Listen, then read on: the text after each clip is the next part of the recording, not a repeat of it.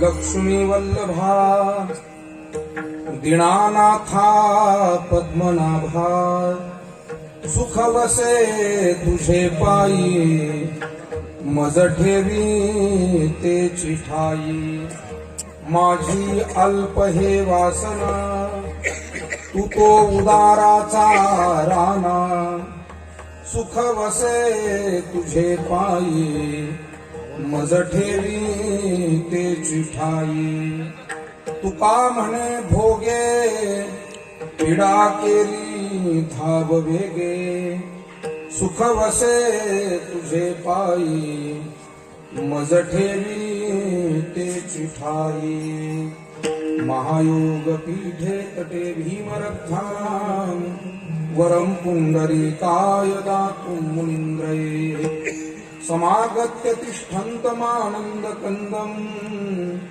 परब्रह्मलिङ्गं भजे पाण्डुरङ्गम् अलङ्कापुरीरम्य सिंहासनस्थं पदाम्भोजतेजस्फुरत्तिक्प्रदेशम् विधीन्द्रादिदेवैः सदा स्तूयमानं समाधिस्थमूर्तिं भजे ज्ञानदेवम् नमो सद्गुरु तुकया ज्ञानदीपा नमो सद्गुरु सच्चिदानंद रूपा नमो सद्गुरु भक्त कल्याण मूर्ती नमो सद्गुरु भास्करा पूर्ण कीर्ती जयांची क्रिया स्मरण होय सकळ विद्येंचे अधिकरण तेची वंदू श्री चरण श्री गुरूंचे हे नमस्कारोनी आता मस्तक हे पाया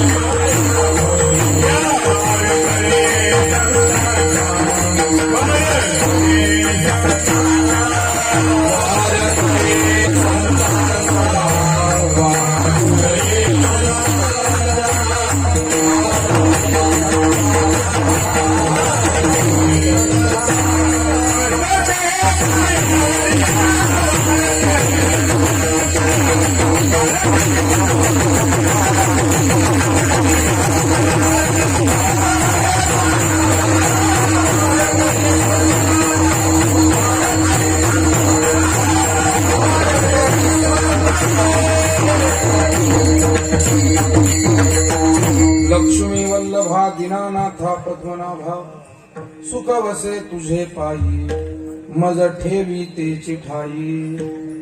संत श्रेष्ठ जगदवंदनीय जगद्गुरु श्री तुकाराम महाराज यांचा चार चरणाचा अत्यंत महत्वपूर्ण अशा स्वरूपाचा हा अभंग.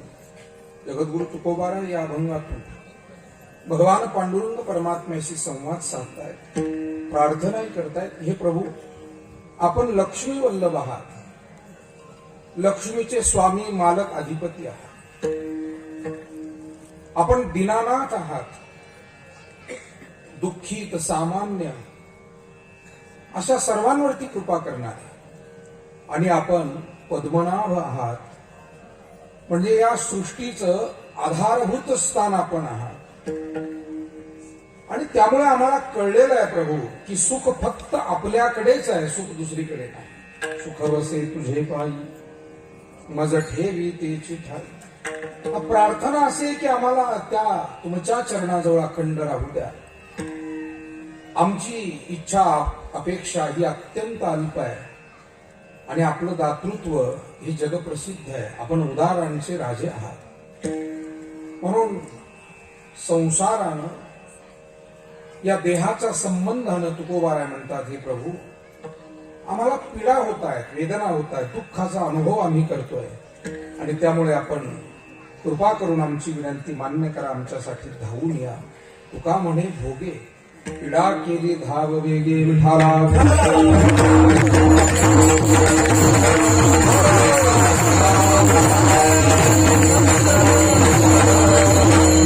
अभंगातील हा थोडक्यात सारांश मतितार्थ आपल्यासमोर मांडला. प्राप्त वेळेमध्ये या अभंगाच्या माध्यमातून काही सेवा भगवत चरणी आपल्याला समर्पित करायची. तत्पूर्वी आजच्या आपल्या या कार्यक्रमाच्या अनुषंगानं दोन शब्द परिहार देणं आवश्यक आहे. ठाणे जिल्ह्यातील शहापूर तालुक्यातील सीमेलगत असलेलं आपलं हे कसारा गाव, कसारा शहर, नाशिक जिल्हा आणि ठाणे जिल्ह्याचा हा सीमावर्ती भाग. घाट वरती आपण चढून गेलो की इगतपुरी, गोटी आणि नाशिक जिल्हा सुरू होतो. घाटाच्या खाली उतरलं की त्या प्रवेशद्वारामध्ये आपलं हे कसारा गाव, अत्यंत महत्वाच्या भागात वास्तव्यास असलेलं हे ठिकाण. या ठिकाणी अव्याहतपणे सुरू असलेला अखंड हरिनाम सप्ताह, प्रतिवार्षिक नियमाची परंपरा आपण भाविकांनी इथे जपलेली आहे. ज्यांचे आशीर्वाद या सगळ्या सेवेला आहेत ते महाराष्ट्रातील आपणा सर्वांचे मार्गदर्शक गुरुवर्य पूजनीय माधव बाबा घुले, ज्यांची प्रेरणा, मार्गदर्शन, आशीर्वाद या कार्यक्रमाला आहे ते महाराष्ट्रातील तुम्हा सर्वांचेच मार्गदर्शक, प्रेरणास्थान आचार्य महामंडलेश्वर जगद्गुरु द्वाराचार्य रामकृष्णदासजी महाराज लहवितकर. त्याचप्रमाणे ज्यांच्या आधिपत्याखाली हा उत्सव या ठिकाणी सुरू आहे ते पूजनीय नामदेव बाबा पुजारी महाराज, जे गुरुचरित्राचं देखील पारायण आपणा सर्वांच्या उपस्थितीमध्ये या ठिकाणी करतात. ज्यांच्या उपस्थितीमुळे या उत्सवाला खऱ्या अर्थानं एक भक्तिरंग चढलेला आहे आणि सर्वांना आपल्या गायन वादनाच्या द्वारा आनंद देणारी महाराष्ट्रातील सुप्रसिद्ध अशी गुरुजन मंडळी या ठिकाणी उपस्थित आहे. एकदा टाळ्या वाजवून आपण या आमच्या सगळ्या भजनी मंडळींचं, गुरुजनांचं कौतुक केलं पाहिजे. संगीत विशारद, महाराष्ट्र भूषण आणि या भागाचेही भूषण असलेले आमचे रोहिदासजी मते गुरुजी. त्याचप्रमाणे मृदंग क्षेत्रामध्ये काही मोजकी मृदंग वादक मंडळी या महाराष्ट्रामध्ये आहे की ज्यांच्याकडे लयबद्धता आहे, ज्यांच्याकडे ताल आहे, ज्यांची तयारी आहे, ज्यांच्या हातातही वजन आहे आणि ज्यांच्या वर्तनातही वजन आहे. त्यामध्ये आमचे दिनेशजी महाराज मैदान, अतिशय चांगली मंडळी. खरं म्हणजे वारकरी संप्रदायाला या सगळ्या मंडळींचं एक वैभव प्राप्त झालेलं या सर्वांमुळे असं मी मानतो. आमचे गायनाचार्य रामदासजी महाराज असतील, संतोषजी महाराज, भास्करजी महाराज, या सर्वांनाच आपण, सत्तूजी बाबा, सगळी मंडळी खरं म्हणजे या निमित्तानं उपस्थित, आमची सर्वच भजनी मंडळी, गायनाचार्य, गावचे भूमिपुत्र असलेले आमचे महाराज नांगरे महाराज, डोंगरेजी महाराज, सर्व आमची उपस्थित विविध क्षेत्रातील मान्यवर मंडळी, माता भगिनी. आपल्या कसारा गावातील हा उत्सव खरं तर महाराष्ट्रभर या उत्सवाची एक उत्सुकता आम्हाला दिसून येते. आम्ही सर्वत्र फिरतो आणि गेल्या 4-8 दिवसामध्ये लोक सोशल मीडियामुळे हा उत्सव सगळीकडे पोहोचलेला आहे. उत्सवाच्या अगोदर या निमंत्रण पत्रिका पोहोचल्या, तदनंतर मीडियातून हा उत्सवही रोज पोहोचतोय आणि लोकांना एक मोठं आश्चर्य वाटतंय. नोकरदारांची वस्ती असलेलं हे गाव, बाजारपेठेचं गाव, पण इतक्या संख्येनं लोकांचा सहभाग या सप्ताहामध्ये मिळतो आणि तो सहभागही उगीचा सहभाग नाही, तो भावपूर्वक सहभाग आहे, अत्यंत श्रद्धापूर्वक सहभाग. मला वाटतं ही गोष्ट फार मोठी आहे. जुन्या जाणत्या वाडवडील मंडळींनी जे काही कष्ट घेतले, मला असं वाटतं त्याला एक फल या निमित्तानं कुठेतरी प्राप्त झाले आणि म्हणून सुवर्ण महोत्सवापर्यंत 51व्या वर्षी हा सप्ताह संपन्न होतोय. सुवर्ण महोत्सव लॉकडाऊन मध्ये गेला, तो मोठा करता आला, पण त्याच्या उपरांत म्हणालो मी की हा कार्यक्रम सुंदर रीतीने सुरू आहे. आणि या उत्सवातील आजची 4थ्या दिवसाची असणारी सेवा, उत्सव समितीचे सर्व सन्माननीय कार्यकर्ते, महाराज मंडळी, गुरुजन, दानशूर दाते, सहकार्य करते, सर्वच मंडळी, कारण एकट्याचा नव्हे खेळ, म्हणून मेळ मेळविला. पण नेहमीच वारकरी संप्रदायातील, अध्यात्म क्षेत्रातील सेवक मंडळींचं फार कौतुक वाटतं.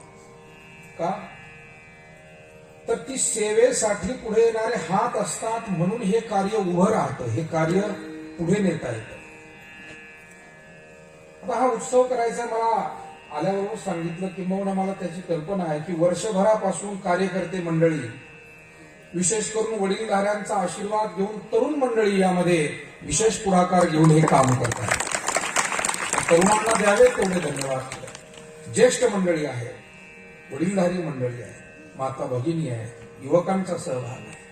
तेव्हा उत्तम रीतीनं मला वाटतं महाराष्ट्रभरामध्ये जे काही मोजके उत्सव हे संस्मरणीय झालेले आहेत, त्यापैकी कसाऱ्याचा हा 51वावा सप्ताह संस्मरणीय राहील, अविस्मरणीय राहील. उपस्थितांच्या आयुष्यामध्ये सुद्धा याची सदैव आठवण राहील. पण मला असं अजिबात म्हणायचं नाही की हा सप्ताह आठवणीत राहावा, याच्यानंतर प्रत्येक सप्ताह आपला आठवणीत राहावा. असे चांगले उत्सव, त्याचं कारण याची फार मोठी गरज आहे. मायबाप हो, फार मोठी गरज आहे. आज आपण ज्या पद्धतीनं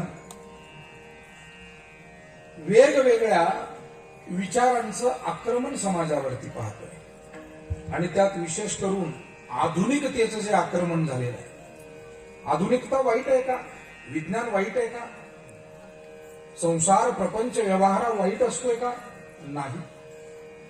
परंतु ज्या पद्धतीनं त्यामध्ये माणसं पूर्णतः रंगून गेलेली आहे आणि अध्यात्माकडे पूर्णतः डोळेझाक होत चाललेली आहे. तुकोबारांच्या भाषेत सांगायचं तर देव धर्म सांदी पडिले सकळ, विषयी गोंधळ गाजत. मग अशा या समाजाला प्रभावानं पुन्हा या विचाराकडे आणण्यासाठी अशा भव्य दिव्य उत्सवांची आवश्यकता आहे. मगाशी बोलताना आमचे महाराज म्हणाले की व्यवस्था चांगल्या असल्याशिवाय समाजही एकत्र येत नाही. मी त्यांच्या मताशी अगदी सहमत आहे. त्याचं कारण आपल्याला मी थोडं लक्षात आणून देतो. भारतात असे काही संप्रदाय या मागील 50 वर्षापूर्वी, 100 वर्षापूर्वी उदयाला आले. 60, 70, 50, 100 वर्षापूर्वी. पण त्या संप्रदायानं काय केलं? व्यवस्था आणि व्यवस्थापन या गोष्टीकडे जोरदार लक्ष दिलं. व्यवस्थेतून आम्ही तुम्हाला अवस्थेकडे घेऊन जातो, हा एक कृतिशील संदेश दिला. आणि त्याच्यामुळे समाजातील जाणती, किंबहुना शिकली सवरलेली, करती धरती अशी मंडळी अधिकाधिक त्या संप्रदायाकडे झुकलेली आपल्याला पाहायला मिळाली. त्याचं कारण काय झालं? त्यांनी अवस्थेकडे घेऊन जात असताना व्यवस्थाही नीटनेटकी असावी याच्यावर सातत्यानं भर दिला. आता वारकरी संप्रदायाला देखील या मार्गाने जावं लागेल. वारकरी संप्रदाय मुळात अवस्थेमध्ये पहिल्यापासूनच परिपूर्ण आहे. त्याला अवस्था कोणाकडून उसने घेण्याची गरज नाही. हा संप्रदाय अवस्था असलेल्या महात्म्यांचा आहे, महापुरुषांचा. पण आता मला सांगा, आपण सगळं जीवन हे व्यवस्थित जगतो आणि व्यवस्थेत जगतो. सगळी व्यवस्थाच आहे. घरामध्ये नीटनेटकेपणा आलेला आहे. आता जुनी घरं गेली, आधुनिक घरं आली. जुनी बैठक पद्धती आपली गोंगडीवरती, साध्या कापडावरती आपण बसत होतो, पोत्यावरती बसत होतो. आता सोफ्यावरती आपण बसतो. म्हणजे व्यवस्था बदललेल्या आहे. मग आपल्या व्यक्तिगत घरापासून ते सामुदायिक समारंभांपर्यंत सगळी भव्यता आहे, व्यवस्थितपणा आहे. आणि मग हे सगळं जर आपल्याला उत्सवांमध्ये नसेल, आपल्या धार्मिक उत्सवांमध्ये, तर बऱ्याच मंडळींना तिथे यावंसं वाटत नाही. किंबहुना बहुतांशी वर्ग अजून असा आहे ज्याला अध्यात्म नीटपणे न समजल्यामुळे तो सुरुवातीला व्यवस्था पाहूनच येत असतो. काहींना आल्यानंतरही व्यवस्थेची आवश्यकता भासते. आणि म्हणून मला असं वाटतं की जर सगळंच जीवन आपलं त्या सवयीत झालेलं आहे. आता लाईट असतो, सगळीकडे घरात लाईट आहे. अजूनही काही सप्ताहांमध्ये 2 लाईट लावून देतात फक्त. हा 2च लाईट. मी एका गावामध्ये विचारलं की कार्यकर्ते मंडळी अहो आणखी 4-2 लावले असते तर जरा बरं झालं असतं, लाईट 2च लाईट कसे काय. त्यापैकी एका कार्यकर्त्याने मला उत्तर दिलं, रोहिदास महाराज. ते म्हणाले, महाराज अहो 50 वर्षापूर्वी टेंबे घेऊन कीर्तन होत होतं, आता 2 तरी लावलेत ना.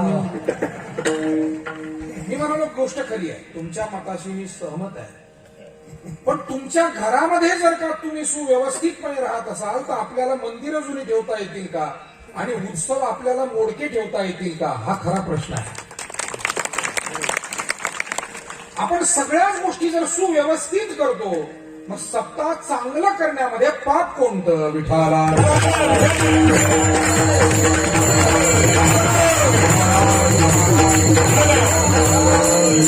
बऱ्याच मंडळींना याही गोष्टींचा एक वेगळा त्रास होतो.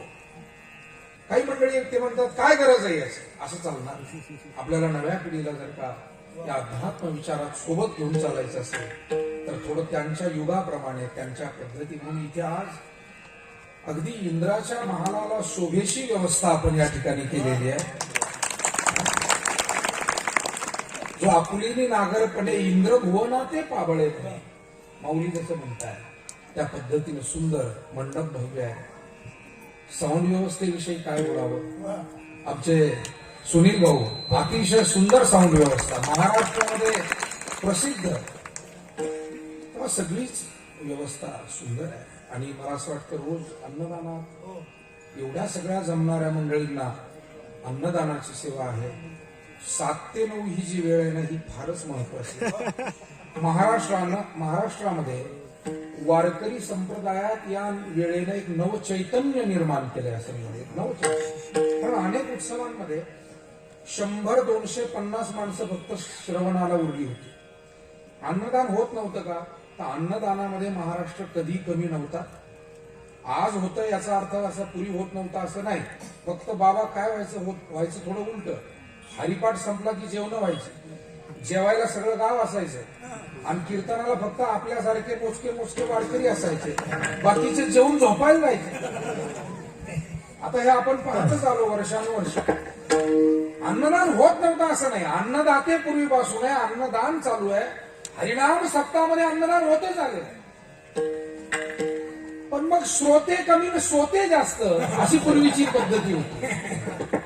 आता मात्र मला असं वाटतं ते जसे दोर कापून टाकले होते पर्यायच नाही. आता लढायचं आणि मग तसं आता ऐकायचं आणि मगच जेवायचं.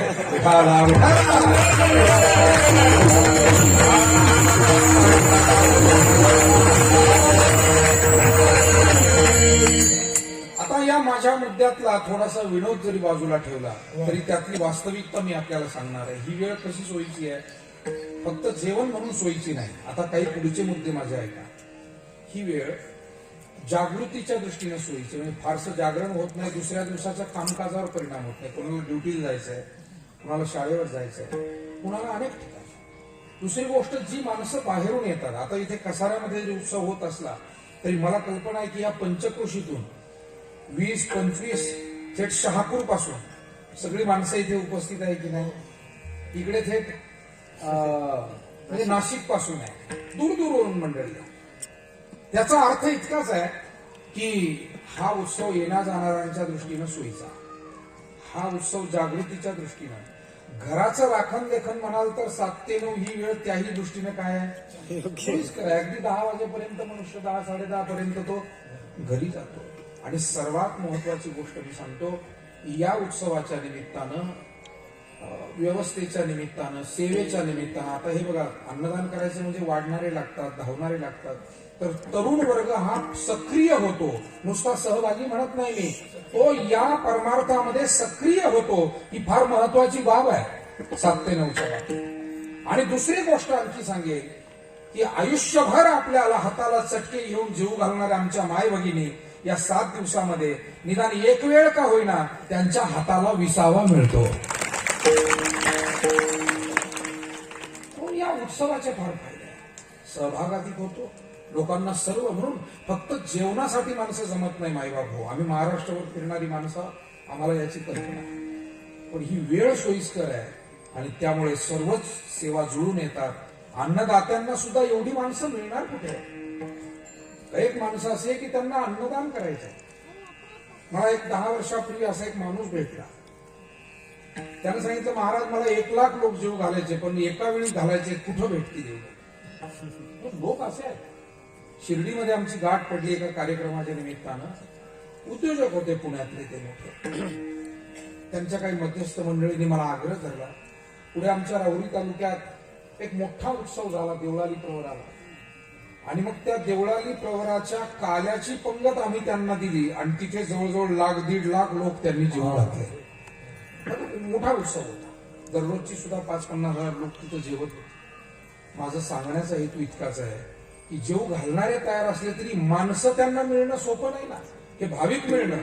म्हणून अन्नदाते सुद्धा भाग्यवान आहेत की एवढी माणसं त्यांना या उत्सवाच्या निमित्तानं अन्नदान सेवेसाठी मिळत आहेत. विठाला